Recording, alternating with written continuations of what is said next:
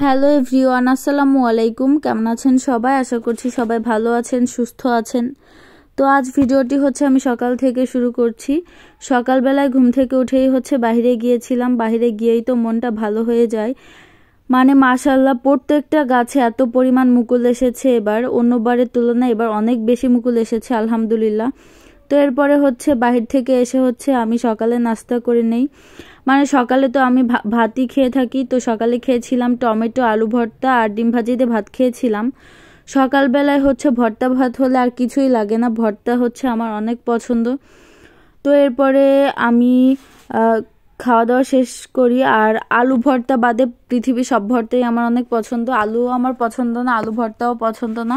তো এরপরে আমি বাইরে গিয়ে দেখি আম্মু মাছ কাটছিল। এখানে টাকি মাছ, কালীবাউস মাছ আর বাটা মাছ না কি যেন বলে, এগুলো আমাদের এখানে বাজার থেকে কিনে এনেছে।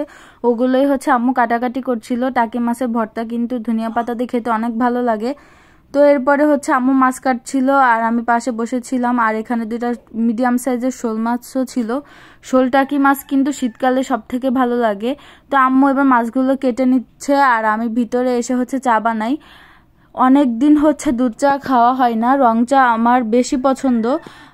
দুধ চা আগে পছন্দ ছিল, কিন্তু না খেতে খেতে এখন অভ্যেস হয়ে গিয়েছে। আমি এখন দুধ চা না খাওয়ারই চেষ্টা করি। আর প্রেগনেন্সিতে, যেহেতু ফুল প্রেগনেন্সিতে আমি দুধ চা কম খেয়েছি, মানে খাইনি বললেই চলে।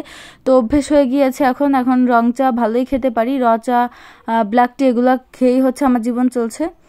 দুধ চা এখন আর বেশি খাই না। তো অনেকদিন পরে আজ খেতে ইচ্ছা করলো, তাই খেয়েছি।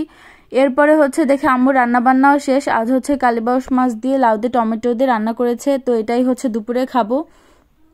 তো আম্মুর হাতের রান্না আমার কাছে সবসময় ভালো লাগে। তো এখানে আম্মুর রান্না বান্না শেষ আর আমি দুপুরে খাওয়া দাওয়া করে নেই। আর শীতকাল মানে তো টমেটো সব সবজি, মানে রান্নার তরকারি রান্নার সময় থাকবেই, মাস্ট। তো এরপরে খাওয়া দাওয়া করি। আর সন্ধ্যায় খেয়েছিলাম একটু মুড়ি।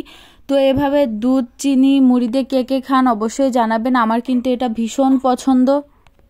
এভাবে দুধ চিনি আর মুড়ি দিয়ে আমি তো অনেক পছন্দ করি খেতে। তো আজ ভিডিওটি এ পর্যন্তই।